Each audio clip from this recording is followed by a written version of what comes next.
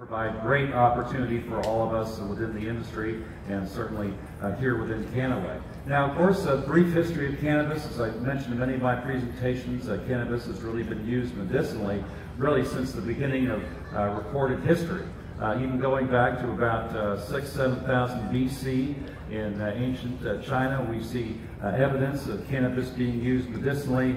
Certainly, we see written records and history going back about 2,700 BC in Chinese folklore that cannabis was used. Its oils, tinctures, and preparations have been used for various therapeutic purposes. Now, here in the U.S., actually, cannabis was a medicine and included what we call the U.S. Pharmacopoeia. This is a compendium or a list of all medicines. And certainly at 1850 of the U.S. Pharmacopoeia, you can find evidence of cannabis being used medicinally, and this lasted right up until 1942, a few years after the Marijuana Prohibition Act back in 1937. But the U.S. dispensary, which is another medical reference manual for doctors, showed that cannabis would be able to be used to induce sleep, to decrease muscular spasm, serve to quiet the central nervous system, and also to relieve pain. And certainly from the U.S. dispensary, over time, many more indications. You can see all these amazing medical indications listed up here on the slide that cannabis had been used for. And all the major pharmaceutical companies at the time were actually able to import cannabis indica from India. Certainly this is quite interesting that Park Davis worked to create a new varietal called Cannabis Americana on Eli Lilly's farm out in Indiana, and certainly many great potential indications, as you can see here on the slide. Now, Cannabis Americana, that was very interesting. During World War I, Eli Lilly and others had the supplies of cannabis indica cut off to the U.S., so they decided to grow cannabis on their own farm. And here, pictured in Indiana, I believe it was, a 156-acre farm where they were actually growing cannabis. So this was Eli Lilly, the very well-known pharmaceutical company, and here is a nice picture, and certainly this nice mission-style building still stands today. Now, Eli Lilly, Eli Lilly himself did a wonderful comparison study comparing cannabis sativa to cannabis americana. This was published, and certainly interesting piece of folklore in terms of U.S. Cannabis history. A number of cannabis medicines were offered by various pharmaceutical companies. In 1935, even Eli Lilly had 23 different types of cannabis-based medicines listed in their manual. And a huge number of other companies were certainly involved. We unfortunately wound up with an unfortunate passage of the Marijuana Tax Act back in 1937 and cannabis's demise, but certainly on a trip over to Amsterdam, I was able to photograph some old-time cannabis-based medicines.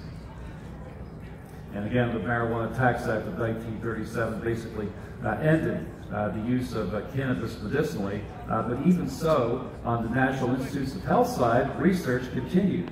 And back in 1940, Dr. Roger Adams in his laboratory was first able to isolate CBD, and this led to a U.S. government patent on the isolation of CBD that was actually awarded in 1942. So CBD was really the first discovered cannabinoid molecule. Now, in 1964, Dr. Raphael McCoolum, a wonderful researcher from Israel, was able to actually isolate the THC molecule and determine its chemical structure, and he confirmed all of Dr. Adams' previous work, and certainly he's done some great things over time to help promote cannabis as a medicine. Many of you, of course, know about CBD being known as the hippie's disappointment. Of course, if you were to go in the 1960s, try to smoke a cannabis joint with a high concentration of CBD, there was no psychoactive effect. So for many years, CBD, of course, became known as the hippie's disappointment. But we changed the game. We thought if we did this differently, extracted the oils, made finished products where patients could get a fixed amount, maybe 25 or 50 milligrams CBD per serving, that there might be some therapeutic value. So we went ahead and contracted with some European farmers to start growing a high concentration CBD in a hemp crop. They'd already been growing hemp for decades, generations, and even centuries. And certainly now we have a new purpose for them to grow hemp. And over a 4-year time period, we grew a higher and higher concentration of CBD in that European hemp crop. By the fall of 2011, we thought we had a high enough concentration to be somewhat therapeutic. So we went ahead, did our harvest, our extraction, took the CBD-rich hemp oil from Europe back to the U.S., and had our first products on U.S. and world markets going back to the spring of 2012.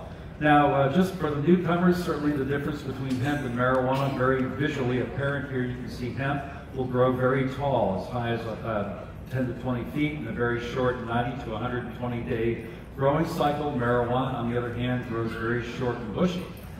Hemp, of course, has tremendous industrial use around the world. Certainly, we're quite excited about the hemp seed nutrition, etc. Marijuana, on the other hand, though it's federally illegal, 33 of our U.S. states have approved its medical use. If we look at the markets, and I did just mention a few moments ago about Forbes projecting this year, 2019, $1.2 billion worth of sales in the CBD market. Well, if we look at the overall cannabis picture here in the U.S., between the legal markets in Colorado, Washington, even here in California, and then the black market throughout the U.S., we project that to be about a $120 billion annual marketplace. So CBD is just only taking a small 1% sliver of that pie. But we do expect this to grow over time now that certainly CBD has become more legal. Everywhere you look, CBD is just about everywhere, according to the New York Times, according to CNN, according to Time Magazine. And certainly we believe that peak sales, CBD under this scenario, might represent as much as $50 billion a year annually, almost 50 times growth. But then, of course, if we were to get the legalization of overall medical use, say for cannabis, for example, we expect many more people to come over into the cannabis sector. Many are going to find that you don't have to get the high to get the health benefits. And we believe that the CBD market at the peak might even approach as much as $100 billion in annual sales, or almost 100 times from where we currently are today. So certainly this has great potential benefit.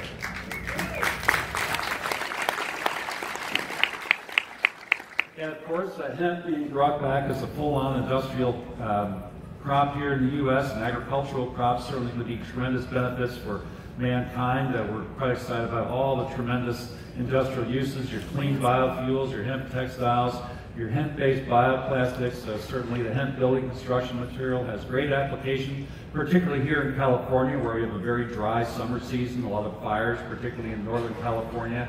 Hemp is totally fire resistant as a building material, and of course your hemp board, hemp concrete, hemp insulation material are fantastic.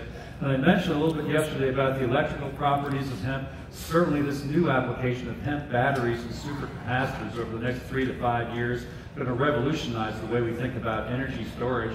And certainly we believe some of the etheric, the electrical properties of hemp, the way we've been able to preserve them in our products, are what really differentiates some of our therapeutic benefit.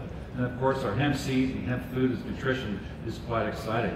Now in terms of cannabinoid science, my gosh, it's unfortunate that this amazing discovery of the endogenous cannabinoid system going back to the late 1980s, maybe the most profound discovery in the history of medicine, and it still isn't even taught in medical school. Unfortunately, we're still operating back in like a 1940s paradigm. Anything new is very difficult to get through the medical community. So even doctors aren't really aware of this internal endogenous cannabinoid system, which actually turns out to be our largest self-regulatory system in the entire human body. So doctors have to come to many of our seminars and symposiums to get an education. And of course, in other parts of the world, countries such as Mexico and Brazil, medical doctors do write full-on prescriptions. And coming up here May 1st, we have about 100 doctors from Brazil coming into the U.S. to have a nice one-day full medical cannabis symposium to learn about some of this amazing science.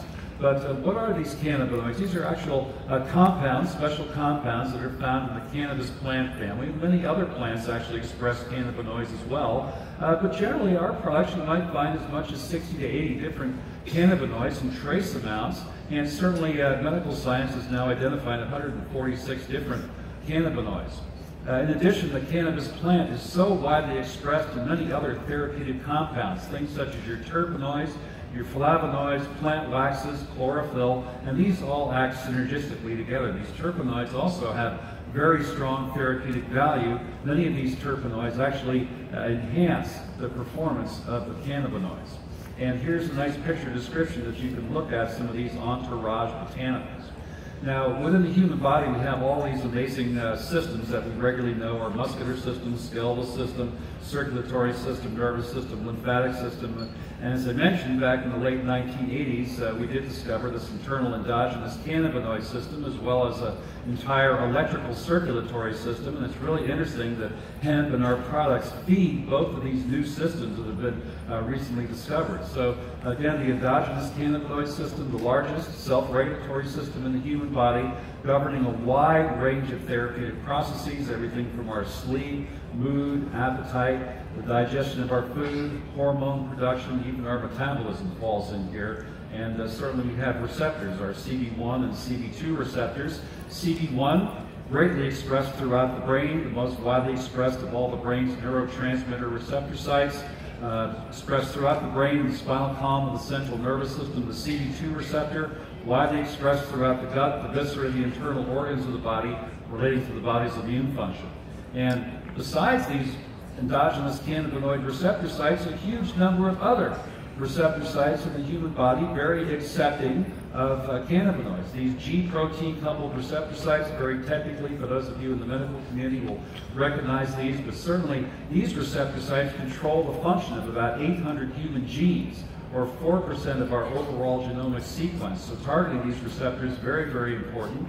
The GPR3 receptor, very good relationship with Alzheimer's. GPR6, strong relationship with Parkinson's, but this GPR55 is actually now being called the new CB3 receptor for its profound influence. Dr. Orrin Devinsky, who's the great cannabis-based researcher from New York University Hospital, he did all the studies on the pharmaceutically developed Epidiolex.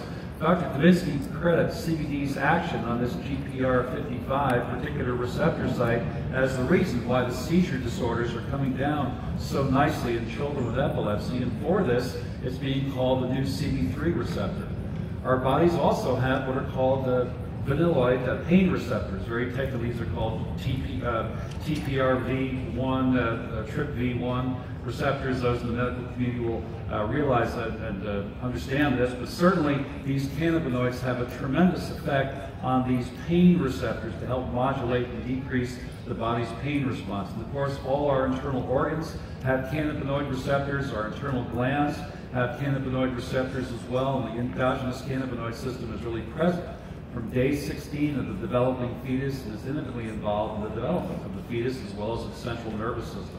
Now here's a nice picture description of where the CB1 receptors are located in the brain, mostly the midbrain region, and we're very excited about two areas in particular, the hippocampus and the amygdala. I was talking yesterday a little bit about this new concept of neurogenesis that CBD is able to confer, and certainly these particular areas of the brain are where these stem cell-like activities seem to be coming from. It's also interesting to note that THC, though it's a wonderful pain-relieving molecule for many individuals, THC does not have this effect. So really CBD is the one that's going to produce this neurogenesis type of an effect. But this nice picture here will help you to understand this unfortunate opioid crisis we have in our society today. Now, this nice gold circle area is kind of where you find the opioid receptors. The opioid receptors were actually discovered back in the 1970s. The Dr. Candace Pert, a very interesting PhD researcher, found these opioid receptors to be back in the back of the brainstem, in the pons and the medulla oblongata area. And particularly right here, you also have the opioid receptors. And also in this area, you have what's called the body's autonomic breathing reflex. So we normally just breathe throughout the day. We don't really think about it much. We go to sleep at night. We continue to breathe. But what happens when patients overdose on opioids is that the sensation is so strong right near this particular nerve complex, this autonomic breathing reflex, that actually shuts off this reflex. And so what happens with the opioid overdose patients is that they just simply forget to breathe and die of asphyxiation. And my gosh, we're losing almost 100 Americans every single day to this particular crisis. 2015, more than 1/3 of our U.S. adults were prescribed opioids. It's just a terrible calamity. And of course, opioid use is much lower in the U.S. cannabis-friendly states. We see a significant, 30% lower incidence, presumably because patients can combine higher dose cannabinoid with a lower dose, safer